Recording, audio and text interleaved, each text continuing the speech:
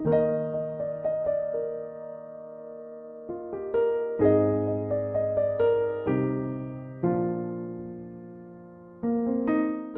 Bible, the word righteousness and justice, or right and just, lagi po siyang magkasama. And especially if it describes the character of God. Kung yung bagay na matuwid, makatarungan, na nagpe-pertain sa ugali, sa character ni God, lagi siyang magkasama, hindi siya na paghihiwalay. Actually, kung babasahin po natin yung binasa natin sa isa sa mga passage po natin kanina, sa Psalms 33, just allow me to read. Psalms 33 verse 5, sabi rito, He loves righteousness and justice, and the earth is full of the steadfast love of the Lord. Now, isa pa rin bagay na hindi natin pwede ipiwalay dun sa character ni God is yung pag-ibig. And when God's love exists, nandun yung mercy, nandun yung truth, nandun yung righteousness, nandun yung justice. Now, and if you will look into the use of the word justice sa Bible, lagi niyang katabi yung salitang righteousness. Now, dun sa susunod na alphabet natin, ayin, actually, hindi po siya ayin, okay, ayin. So, sa Hebrew word, ang ibig po sabihin nito ay mata. Okay? Now, in ancient Semitic language, pag sinabi po natin Semitic language, Hebrew language, pagpasensya niyo na po yung ating mga jargons. Sa ancient Hebrew language, the word it also connotes visions, insights, and perception. Ibig sabihin, kung ano yung mga bagay na naiisip natin, nakikita natin, both physical and spiritual. So yung letter na ayin is actually focusing on justice, discernment, and God's command. So, reinforcing the letter's theme in perception and moral insight. Ibig sabihin, yung letter po na to nagre-represent din sa character ni God na justice. Nagre-represent ng kanyang commandments. So, it symbolizes how one perceives reality. Okay? Importante na may common idea tayo ng reality. So, mamaya ipapaliwanag ko sa inyo kung ano yung connection ng shared reality dun sa justice. Okay? At yun yung shared reality tungkol sa tawag dun sa righteousness. Now, pag sinabi natin ayin, it's also connected dun sa salitang ay, yun nga yung mata, witness, ibig sabihin kung ano yung nasasaksihan mo, and also counsel, yung pinagkakasunduan ninyong paniniwala. Okay? Bakit kailangan ang justice pinagkakasunduan? Di ba?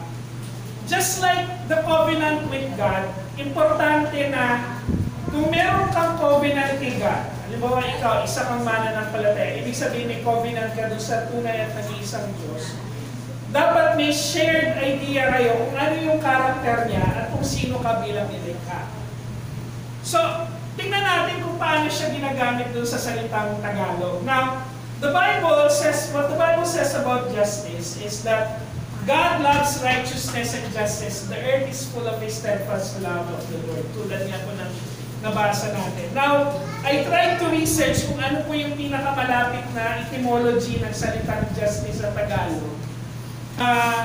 Yung word na katarungan, again, pag sinabi natin, nakita natin yung ka, it means it's shared. Ibig sabihin, kailangan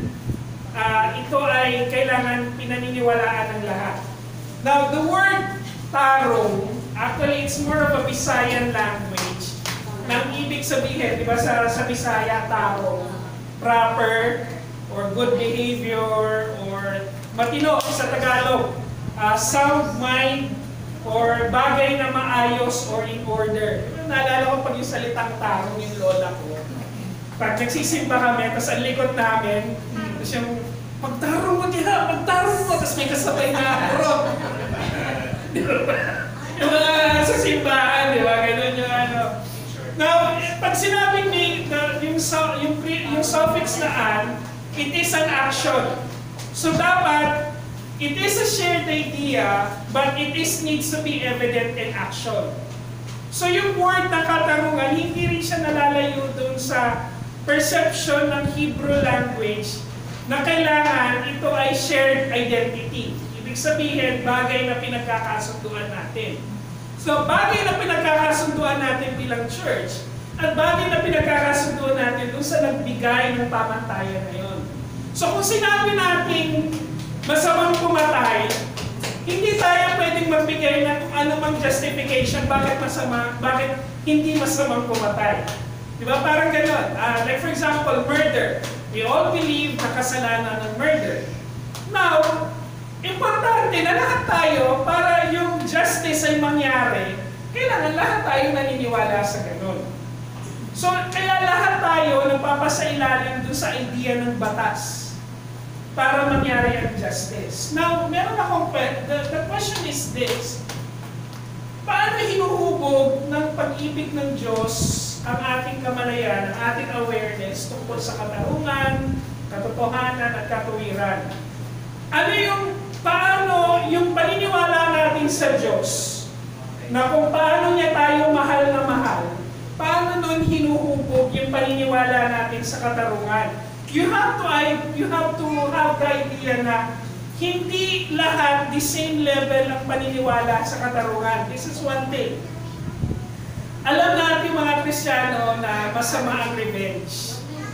Ako po, lumaki ako dito sa Cavite. Lumaki ako dito nung panahon na lahat ng halos household merong sariling baril. Really, in the 1980s to the early 90s, medyo magulo ang Cavite noon. Tapos yung idea ng teritoryo-teritoryo. Diba? Kasi yung Cavite noon was a smuggling area. So, mula Tondo, Caloocan, hanggang Cavite, yung mga pelikula ni Ramon Revilla, Joseph Estrada, tungkol sa mga ganggang, totoo po yun. Kasi smuggling area yung Manila Bay, hanggang dito sa Bacoor, hanggang Cavite, Tansa. So, kanyang-kanyang gang, noong 1980s. So, nung panahon dito sa Cavite, halos lahat may baril. Believe it or not, kahit po kami noong panahon ng 1980s, meron kami baril sa bahay. Kasi yung father ko, kumpare niya yung mga tao, yung mga lumang pamilya dito sa Cavite, naging kumpare niya. And if you're associated with them, you know that there are certain degree of loyalty in mga ganong bagay. So, kami rin may baril. Pero nung panahon na yon, pag may nandito sa Cavite, pag may namatay sa baril, walang demandahan. Di ba? So, nagbabawian lang. Yung kultura na gano'n, hindi siya nalalayo pag pumunta ka dun sa Mindanao, yung kultura ng Rido, na alam kong yung culture of Rido, ibig sabihin, yung isang pamilya, pag sila ay naagrabyado, may namatay sa kanila, kailangan pagbayaran din ng isang pamilya with another life. Kaya nga sa Mindanao, nagbuo yung grupong Citizen Crime Watch. Alam niyo yung motto ng Citizen Crime Watch sa Mindanao? An eye for an eye, a tooth for a tooth. Diba? Ganun ang grupo. They believe in justice, pero yung justice na pinaniniwalaan nila, an eye for an eye, a tooth for a tooth. So, now, tayo bilang mga Kristiyano, ano ba yung dapat pinaniniwalaan natin tungkol sa katarungan? Now, we already have established the idea that justice must be a shared perception. Para rin mangyari siya, kailangan may action. So, paano natin siya iintindihin base doon sa kung ano ang sinasabi ng Bible, lalo na doon sa character ni God? Unang-una, mga kapatid, ang pagkilala sa katarungan ng Diyos ay nagsisimula sa desisyon ng katuwiran. You have to decide for righteousness. Ano yung common sense, ano yung common logic na dapat lahat ng tao pantay sa harap ng Diyos. Okay? Meron tayong common logic na lahat pantay sa harap ng Diyos. Hindi natin pwedeng i-deny yun. Na lahat tayo sa harap ng Diyos ay ano? Tayong lahat ay makasalanan. Lahat tayo ay makasalanan. Kaya nga yung yung psalmist, lagi niya sinasabi, I have done what is just and right. Ibig sabihin, kailangan may action na pipili ka na gagawin mo kung ano yung matuwid at saka makatarungan. Pero para maging matuwid at makatarungan siya, dapat evidence siya dun sa action mo. Evidence siya na ginagawa mo rin siya para sa ibang tao. As simple as driving, di ba? Yung lagi natin ginagamit na example yung driving. Kasi feeling natin yung kalsada, lahat tayo territorial natin yung kalsada. Di ba? Like yung simple na lang na, meron na nakita ko dun sa TV yung isang babae nagbumotor daw sa Cebu na nag-exhibition. Di ba? Fine! Kung naniniwala ka na sa sarili mong katarungan, sa sarili mong katuwiran, kaya mong gawin ang lahat. Gawin mo. Pero masasabi ba natin katarungan yun pag na-aksidente siya at may ibang ma-aksidente? That's not justice. So lahat, pag pinaniniwalaan natin ang katarungan ng Diyos, magsisimula siya na mag-iisip tayo ng bagay na matuwid. Mag-iisip tayo ng bagay na tama. Hindi natin just, para mangyari yung katarungan, kailangan meron din tayo kailangan i-give up. Kailangan din natin i-give up yung sarili natin mga bagay na gusto. Gusto kong ganito ang gawin kong pagdadrive sa kalsada eh. Diba? Gusto kong ganito, like for example, ako registrar ko. Yung opisina po ng registrar is very strict when it comes to the rules ng compliance ng documents. For example, merong manghihingi ng dokumento sa akin kasi gusto niya mag-apply ng trabaho. Pero, hindi ko pwedeng ibigay yung dokumento na siya kasi meron pa siyang ibang kulang na dokumento na magpo-prove na totoo yung dokumento na ibibigay ko sa kanya. Now, kung babaliin ko yung idea na yon, ibig sabihin, dinidisprove ko din yung mga para maging legitimate yung dokumento nila, kailangan may proseso na kailangan gawin. Di ba? Now, lahat sumunod sa proseso para mapatunayan na lehitimo yung dokumento na kanilang binibigay sa mga trabaho. Now, kung ako babaliin ko yung idea na, sige, pwede naman ako magbigay ng kahit kininong dokumento, pinapawalang visa ko din yung mga bagay na mga taong sumunod dun sa kung ano yung tama. Do you get the point? Ganon din sa kalsada. Gusto mo maging ligtas, pero may mga tao hindi sumusunod sa kaligtasan. So meron talagang maa-aksidente. And this is the same thing na ang reason na kung bakit tayo mga Kristiyano, we should hunger for and thirst for righteousness. Kailangan tayo mismo may masidhing desire to do what is right, to do what is just, to do what is good for other people. Because it will satisfy us na uuwi ka sa bahay, nagmaneho ka, ligtas ka nakauwi, ibig sabihin, may tao rin nakasabay mo sa kalsada na ligtas na uuwi. You get the point? Meron akong inisyong document, sumunod itong tao na to sa kailangan niyang gawin para mapatunayan siya ay graduate. So ibig sabihin, binavalidate ko rin na yung ibang kumukuha ng ganung dokumento ay maayos din nilang kinuha yung kinumpleto yung dokumento nila. At wala akong peking ibibigay.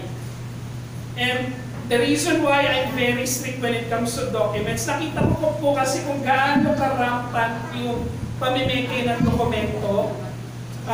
Meron po kasi, ako po ay 2 beses na imbitahan sa korte na meron po kasing 2 nag-apply sa Bureau of Immigration na graduate ng isang eskwelahan.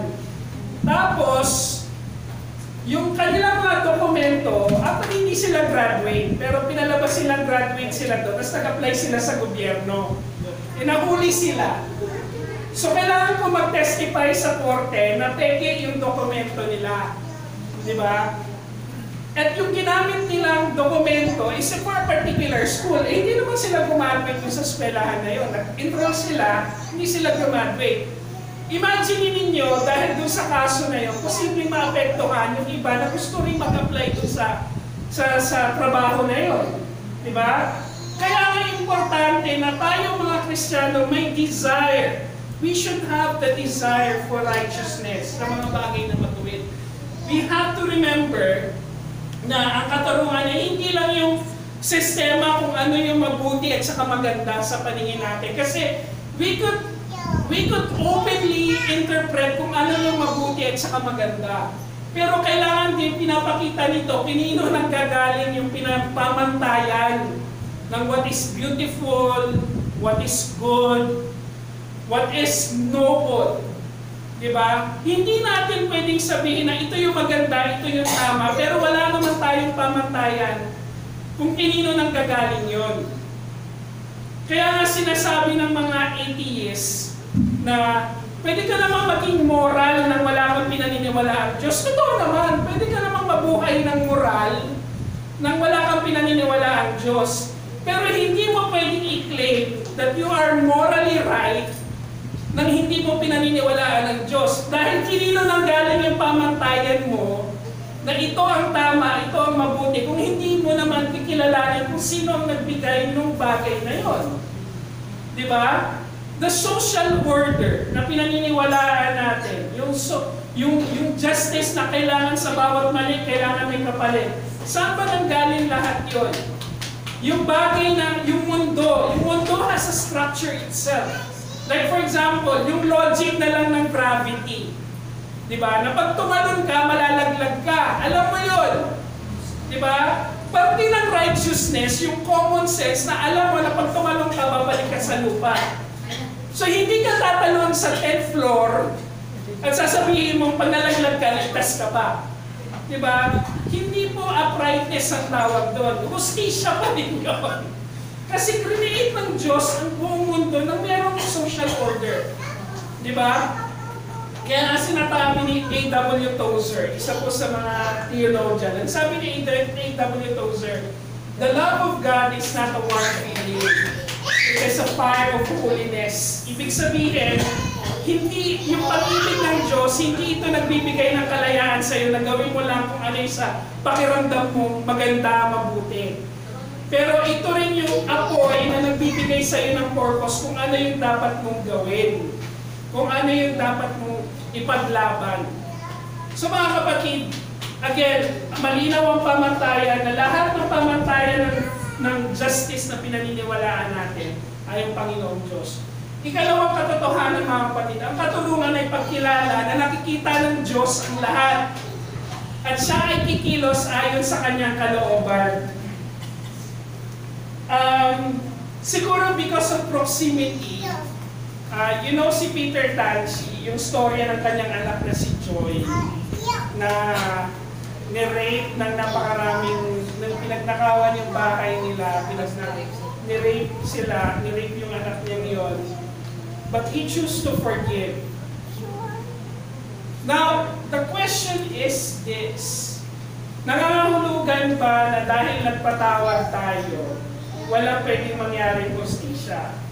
Now, ito rin, yung uncle ko, naalala ko yung massacre, yung pamilya na tatlong nanay, dalawang Visconti massacre.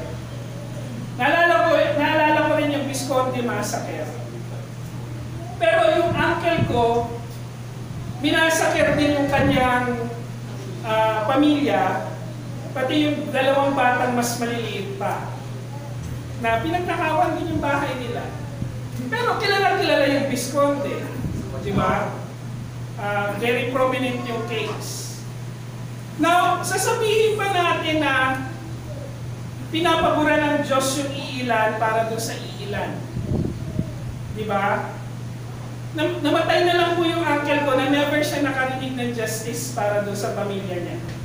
Hindi na rin naman niya pinuso yung case. Di ba? Pero pagtatanong tayo, kung nakikita lahat ng Diyos at kikilos siya ayon doon sa kanyang kalooban, does it mean that God favors more than others kumpara doon sa iba? Ang sabi ng psalmist dito, I am your servant, give me understanding. Humihingi siya ng understanding na, Lord, bigyan mo ako na maintindihan ko itong mga bagay na to. that I may know your testimonies. Para makilala ko kung paano ka kumikilos. Paano ka pinatotohanan yung katotohanan mo. Di ba? It's time for the Lord to act, for your law has been broken. Whenever God's law is broken, God will act. Pero hindi naman ito base dun sa gusto nating actions. And sometimes justice will happen. One thing is true, mangyayari ang justisya. Pero hindi ito nangangahulugang base dun sa gusto nating paraan. Kasi nga kaya nga yung psalmist nagsasabi, Lord, kaya tulungan mo akong maintindihan. Diba? Tulungan mo akong maintindihan. Kasi may mga pagkakataon na hindi talaga natin maiintindihan kung bakit kikilos ang gano'n ng Diyos with our limited mind. Pero dapat natin maintindihan na God cannot go against His character. Because God is a God of love, mercy, and justice. Kailangan mangyari every time something is broken. Ito rin ang hindi ko maintindihan. For example, nung pinatay ni Cain si Abel, proteksyonan pa rin ng Diyos si Cain. Why? Diba? In my simple mind, iisipin ko, again, kung ako yung Diyos, papatayin ko din si Cain para maging example siya sa lahat na ito ang mangyayari sa inyo. Diba? But God didn't do that. Diba? Pero ang hirap intindihin, diba? Ang hirap intindihin na ito yung ginawa ng Diyos, pero nangyari pa rin yung justisya niya. Kasi ito yung kalooban niya. And wala naman tayo ng panahon na yun. Diba? Pero dahilan ng Diyos kung bakit niya ginawa yun. Kaya nga lagi natin hihilingin sa Panginoon sa mga pagkakataon na hindi natin naiintindihan lahat ng nangyayari sa mundo. Lord, give us understanding. May batas ka?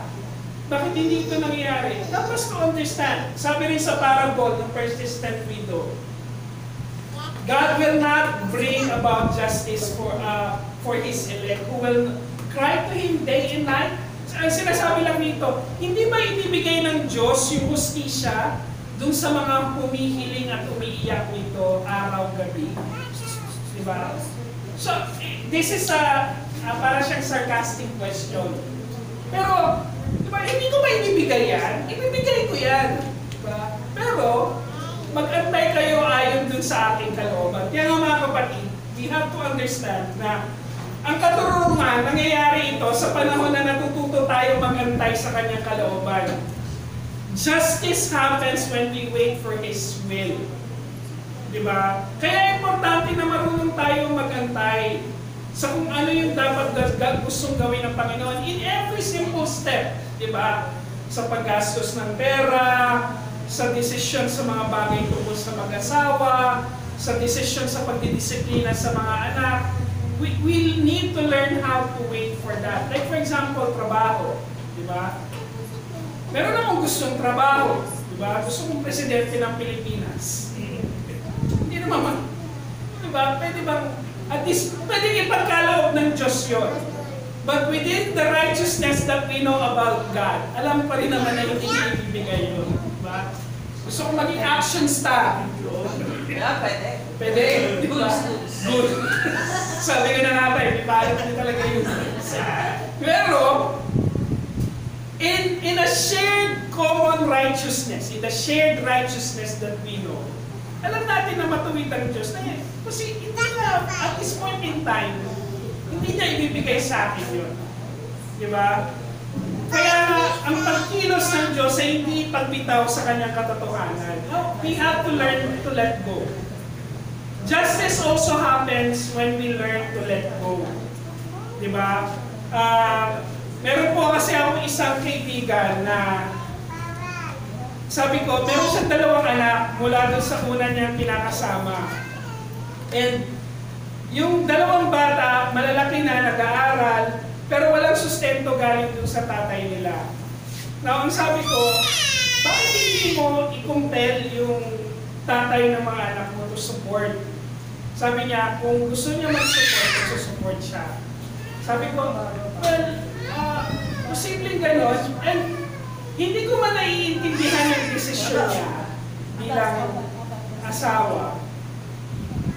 Pero malalim sa kanya yung understanding na yung justice ni God, alam niya na isinuuna niya ito lahat sa Diyos.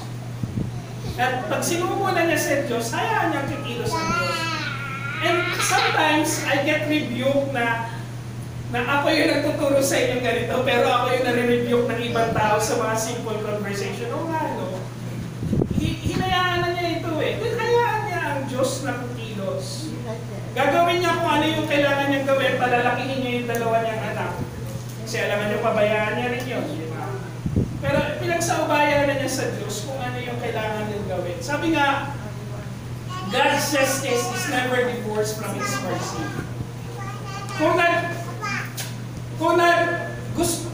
humahabol tayo sa katarungan at gusto natin ang katarungan, hindi rin dapat nawawala yung awa, yung grasya sa ibang tao. Di ba? And this is something that I would like to learn, mga kapatid. And sometimes, there are things na, this is a confession, minsan sinasabi ko sa ibang tao, yan kasi, consequence siya ng ginawa mo. Di ba? I have this friend na really a good friend, na paminsan-minsan, magpi-message siya sa akin, pre, kulang ako ng panggas dun sa motor ko, baka pwede naman makahingi ng 200. Pre, meron na baka naman may mga naitabi ka mga lumang damit dyan, mga lumang uniform para sa mga anak ko. Sa loob-loob ko minsan, di ka kasi nag-aaral dati. Lord, forgive me. But I have to understand na this is an opportunity for me for mercy. Yung justice nangyayari na sa kanya. Pero yung element ng mercy, hindi ko pinapakita sa kanya. Di ba? So, His law is always upheld by His love. Yung batas lagi ng Diyos, laging hinahawakan yun ng kanyang pag-ibig. Kaya mga kapatid, huwag tayong legalista. Di ba? Hindi dapat nawawala yung awa dun sa katarungan na ini-impose ng Diyos. Diba? And I can review, mga kapatid. Nare-review ko naman ako sa mga bagay na gano'n. Like for example, may kaibigan ako na may offer sa kanyang magandang trabaho. Sabi ko, kunin mo na. Dali niya. Sabi ko, tagal ka lang inaabos ng company mo. Tapos, sabi niya, hindi, I will stay here na lang kasi medyo comfortable na ako sa trabaho, gano'n. Hindi niya kinuha yung trabaho na yon. Eh, na-retrench siya doon sa trabaho niya. Tapos sabi ko siya, yan, kasi sana kinuha mo na yung trabaho. After a few months after that, ako yung nawala ng trabaho. Ayan, kasi! Di ba? Ayan, kasi! Di ba? So, and ito rin few months before din ako mawala ng trabaho, may tumawag din sa akin na hindi naman nag-offer ng trabaho pero we saw your resume, baka gusto mo i-consider na mas maliit na eskwelahan, mas hindi sikat na eskwelahan, pero mas malapit. Hindi po, okay na po, may trabaho na ako. Diba? Parang sa loob-loob ko, there's always an element of mercy. Diba? Na siguro na mga panahon na na-retrench siya, sana nagpakita rin ako ng awa, di ba? Pero ito nga, doon nga ako na-review. Nung ako na yung nawala ng trabaho, nag-message siya sa akin, sige kuya, sabi niya, try natin, try ko, baka meron din ako mahanap para sa'yo. Di ba? It's also review, di ba? Yung katarungan, hindi rin dapat nawawala yung mercy. Ikatlong katotohanan, ang katarungan ay salita ng Diyos na nabubuhay sa kaligayahan natin sa kanyang mga utos. God's justice is a joyful life in His commandments. So, mga kapatid, ang sabi rito ng psalmist, therefore I love your commandments above gold, above fine gold. Ano ang purpose ng gold, mga kapatid? Decorative siya, di ba? Ang purpose niya, mag-create ng value. Pero for it to have a value, kailangan yung gold nakikita. Diba? Dapat visible siya. So hindi mo naman pwedeng sabihin na mayaman ako, marami akong gold. Nang hindi naman nakikita yung gold. Kaya nga yung gold dinidisplay, di ba? Yun ang purpose ng gold. Di ba? Yun yung ano. Kaya sinasabi rin na kailangan yung pagpapractice natin ng justice, dapat openly rin siyang nakikita ng ibang tao na importante siya, na mahalaga siya, na kaya ko ito kailangan ipakita. Naalala ko nung kabataan ko na medyo idealistic ako dun sa justice. Na kailangan nagbiwelga ka sa kalsada para ipakita mong naniniwala ka sa justisya. Di ba? Kailangan bino-water cannon ka para ipakita mong meron kang pagmamahal sa justisya. Di ba? Sa katarungan, hindi po gano'n. Ang sinasabi nito, walang ibang bagay na importante sa iyo maliban doon sa katarungan ng Diyos. Ito lang yung bagay na ipapakita mo na totoo sa buhay mo. Sabi sa Matthew, sabi ni Jesus Christ, everyone who hears these words of mine and does them is like a wise man who built his house on the rock. Diba? Ang isa sa mga bagay na nakikita natin sa bahay ay yung matibay na pundasyon. Diba? Kailangan evident and visible yung pundasyon para malaman mo matibay yung bahay. Diba? Kaya natutuwa ako dun sa mga safety engineers. Iikot lang sila, tapos sasabihin nila, ito hindi safe. Diba? Pag nakita nila yung bahay, alam nila kung yung bahay safe o hindi. Diba? Kaya nga, dinidisplay dapat yung love natin for justice. Importante rin na dapat pinaglalaban mo rin yung hustisya. Pero pinaglalaban mo siya ayon dun sa paraan ng Diyos. Marunong tayo mag-antay, marunong tayo magbigay ng awa. At the same time, yung pag-ibig ang dapat nangunguna. So, kung maligaya ka sa pagsunod ng utos ng Diyos, maligaya ka dapat dun sa katarungan na inuutos ng Diyos. Kaya mga kapatid, dapat pilit hahanapin ng isang taong nananampalataya, yung ikaw bilang isang mananampalataya. Kung ikaw ay tunay na mananampalataya, pilit mong hahanapin yung kaligayahan na nagmumula dun sa gabay, sa pagdisiplina ng Diyos, at sa pagtutuwid ng Diyos. Minsan nga mga kapatid, ako sa buhay ko ito, siguro at this age right now, pag tahimik yung Diyos sa buhay ko and everything is actually going well, nag-aalala ako. Nag-aalala talaga ako. Sabi ko, baka naman meron akong bagay na ginagawang mali, pero may nag-aantay na malaking delubyo. Kinakabahan talaga ako pag gano'n ang sitwasyon ng buhay namin. Kaya nga nakita namin mag-asawa that God really speaks in the time na hindi maayos ang lahat ng bagay. For some reason, malinaw sa akin yung mga bagay na gustong ipagawa ng Diyos pag magulong-magulo yung mga bagay sa paligid ko. Diba? Kaya nga ang motto namin mag-asawa pagdating sa obedience kay God, comfort is not a factor. Why? Hindi madaling sumunod sa Diyos. Laging may element of sacrifice ang pagsunod sa Diyos. Ganon din yung pagsunod sa katarungan niya. Kaya nga, kailangan mong piliin na mahalin yung pagdidisiplina niya, yung pagtutuwid niya. Because kung ikaw ay tunay na mananampalataya, natural na yon sa kalooban mo. Na pag dinidisiplina ka ng Diyos, alam mong dinidisiplina ka ng Diyos. At hindi ka magagalit sa Kanya. Diba? Pwede ka magtanong, Lord, bakit ito nangyayari? Why am I suffering? Lord, masakit na. Pero yun ang justice eh. That's how it works. Sabi ni Cornel West, sabi niya, justice is what love looks like in public. Diba? Hindi siya hustisya kung hindi rin siya nakikita ng ibang tao. Diba? Ganun din naman ang pag-ibig. Kailangan nakikita, nararamdaman din siya ng ibang tao.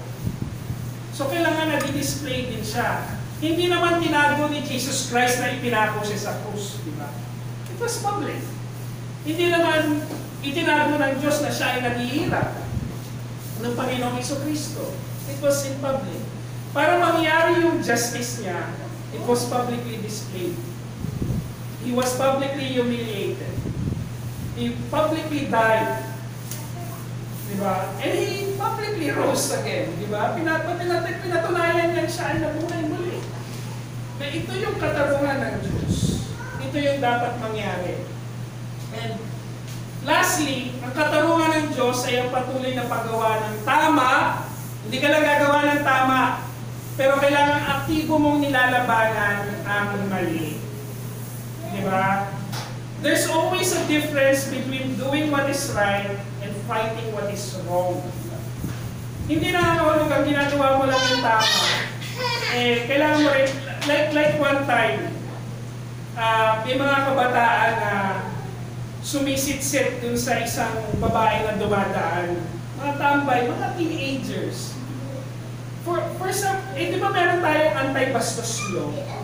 Di ba? Sinaway ko sila. Sabi ko, oy, tigilan niyo yan. Sabi ko, gusto niyo makulong? Yung babae naman, yung teenager, yung dalagita, very uncomfortable siya habang dumadaan siya dun sa kalsada na gano'n yung ginagawa ng mga kabataan na yun. Tapos sila, yung mga kabataan walang idea, sabi ko, oy, pwede kayo makulong dahil sa nababastos kayo. Tapos tahimik lang sila nung time na yun. Simula nun, hindi ko na sila ulit nakita dun sa lugar na yun. I don't know what happened to them. Pero, siguro natakot sa balbas eh. Sa Quiapo kasi nangyari po yun. Hindi ako sa Quiapo po nangyari. Siguro akala nila, akala nila Muslim. So, di ba? Sabi ng psalmist, I consider all your precepts to be right. I hate every false way. So, importante na gagawin mo yung tama, pero ipaglalabanan mo rin kung ano yung mali. Di ba? So, alam mo na tamang magnakaw, so hindi ka magnanakaw. Pero may nakikita kang nagnanakaw, so ano dapat mong gawin? Sumpong mo sa polis. Di ba? May dalawang tayong polis. So, ang sinasabi ko, you have to be active also in terms of protecting other lives. Di ba? May one time, habang nagmamaneho po ako, may nakasabay ako na nagpumotor. Sabi ko, bakit pa ang bagal-bagal nito nagpumotor? Yung pala nanunood ng Ikbulaga dun sa cellphone niya, yung nagpumotor. Promise po talaga. Promise. Sabi ko, sinundan ko siya, sabi ko, hindi mo lang ikamamatayan, ikakadisgrasya din ng iba yan. Diba? Tapos bigla siya, ay, gano'n na siya, tapos direction na siya. Diba? Kailangan mo rin, may mga hindi ko naman sinabi magmamarorin kayo, magmarunong din kayo. But we have to play an active role na kailangan may kapatid kang nakakasala. Sasabihan mo sila. And the Bible has that rule, that commandment, di ba? That precepts. Sabi ni Paul, tapos sabihan nyo din yung mga nagkakasala. Sinabi rin ni Jesus Christ na dun sa mga who claim to be strong, you have to guide those who are weak. Di ba? Kaya sabi rin sa John 17:17, sanctify them by your truth, your word is truth. So importante na alam natin yung pamantayan para ituro rin natin sa iba kung ano yung pamantayan na yun. Kaya mga kapatid, huwag natin kalimutan na tanggalin natin sa kaisipan natin na yung pananahimik natin ay katumbas ng matahimik na buhay. Okay? Kung tahimik ka lang, ayaw mo makigulo, isipin mo, matahimik na buhay. Diba? Pero hindi gano'n ang mundo mga kapatid. Kailangan aktibo rin tayo na itama kung ano yung mali doon sa paligid natin. Diba? Believe me, ngayon hindi na ako nahihiyang sabihan yung kapitbahay ko na nagbibidyoke ng alas 12 ng gabi. Diba? Kasi hindi lang, for sure hindi lang ako ang naiistorbo nila. Diba? So yung pananahimik, hindi nangangahulog ang matahimik na buhay. Kung magdamag kumakanta yung kapitbahay, tahimik ka lang. hindi matahimik na buhay yun. Di ba? So, dito nagsisimula yung panloob ng pagbabago at saka yung paglabas na kaayusan. So, yung idea ng justice, mga kapatid, kailangan aktibo rin tayo dun sa social order. Aktibo rin tayo dun sa paglaban dun sa kung ano yung mali. Sabi rito ni Martin Luther King, justice is not an abstract idea. Ano yung abstract idea? Abstract idea, kahit sino merong opinion para dito. Alam mo, beauty. Anong definition mo ng beauty? Beauty is in the eye of the beholder. Beauty is from God. Beauty from... Hindi yun abstract. Yun ang abstract idea. Justice is love correcting which would work against love. Kung ano yung mga bagay na lalaban sa pag-ibig, kailangan mong labanan. Yun ang justisya. Okay? So mga kapatid, let me close with this. Proverbs 21:3. Ang sabi sa Proverbs 21:3, to do righteousness and justice is more acceptable to the Lord than sacrifice. Kasi ito yung malaking sakripisyo na gagawin mo para ipaglaban yung katuwiran at saka katarungan. Sakripisyo po yun para ipaglaban. Para ipaglaban mo na itong mga bata na to, sa susunod yung kanilang pagtanda, paglaki, may maayos silang lipunan, magsasakripisyo tayo ngayon. Diba? Kailangan natin magsakripisyo ngayon. Kailangan natin ipaglaban yung righteousness and justice ngayon para sila lumaki din sa isang lipunan na may merong hustisya, may katarungan at may katuwiran.